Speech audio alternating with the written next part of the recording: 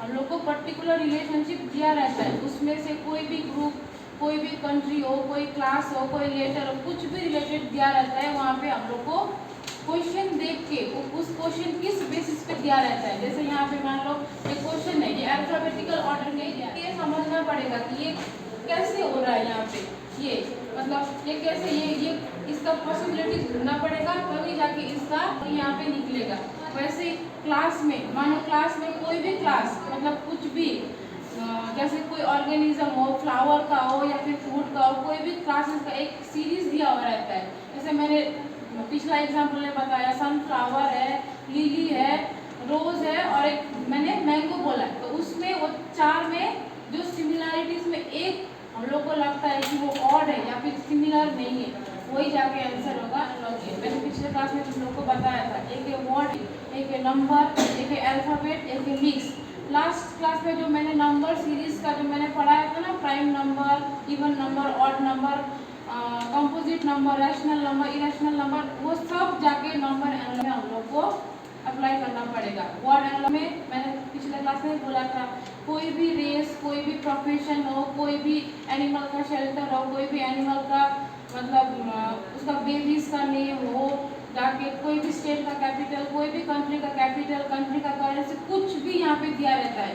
Alphabetical analysis में जो reasoning में फर्स्ट क्लास में मैंने तुम लोगों को पढ़ाया था, अल्फाबेट ए से लेकर जेड तक रीजनिंग में जो किया है उसमें वही आएगा। और मिक्स में कुछ भी तुम लोगों को मिक्स दिया रहता है। तो मिक्स में मैंने तुम लोगों को बताया, कोई क्लासिफिकेशन उठा के नंबर, अल्फाबेट, वर्ड, ये तीनों मिक्स करके जो मिक्स किया रहता है, वही पे जाके मैं सबसे लास्ट में बता दूंगी। पहले हम लोग को 3 पढ़ना पड़ेगा। 30 नंबर कैसे बना है पहले बोलो तो, ऑप्शन क्या होगा इसमें? बी क्यों होगा? बोलो फर्स्ट जो रिलेशन है का, देखो फर्स्ट में देखो मैं बता रही हूँ, बी होगा आंसर। देखो यहाँ पे देखो, नेशन, नेशन, नेशन में कितना हुआ, कितना लेटर है? 1 2 3 4 5 6। देखो ये जो मार्क है ना, ये मार्क को मैंने क्या बोला था लास्ट में? रेशियो बोला था। तो इसका जो रेशियो यहाँ पे देखो, देखो यहाँ पे फर्स्ट लेटर है ANTINO, नेशन का स्पेलिंग देखो, और यहाँ पे नेशन का जो वैल्यू है यहाँ पे जो दिखाया गया है ना, उसको देखो। देखो नेशन कैसे लिखा है यहाँ पे? ANTINO। देखो जो बीच का है, जो मिडिल का है, जो एज इट इज है, लेकिन जो फर्स्ट का 2 लेटर है और लास्ट का 2 लेटर में क्या हुआ है? रिप्लेस किया हुआ है, मतलब रिवर्स। ये ए जाके पहले हुआ, एन जाके बाद में हुआ। वैसे यहाँ पे भी रिवर्स हुआ है, इसको वाइस वर्सा भी बोलते हैं। वैसे हम लोग को यहाँ पे अंग्रेजी का वैसे ही करना पड़ेगा। बीच का एज इट इज लिखो। टाइप 2 है number analogue. Number are given in a pair of group on one side, we have to find the relationship between the numbers which will replace।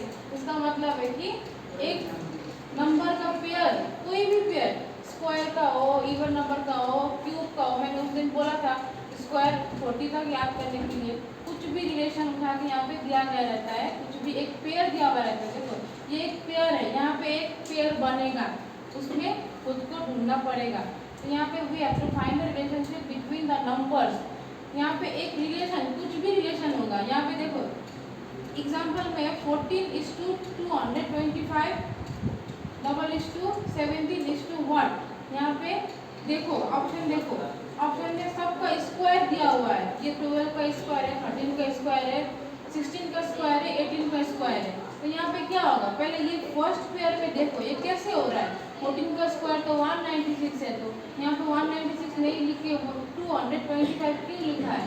क्योंकि 14 में प्लस 1 को जोड़ के 15 बना के यहाँ पे इसका स्क्वायर दिया हुआ है। ये है 15 का स्क्वायर।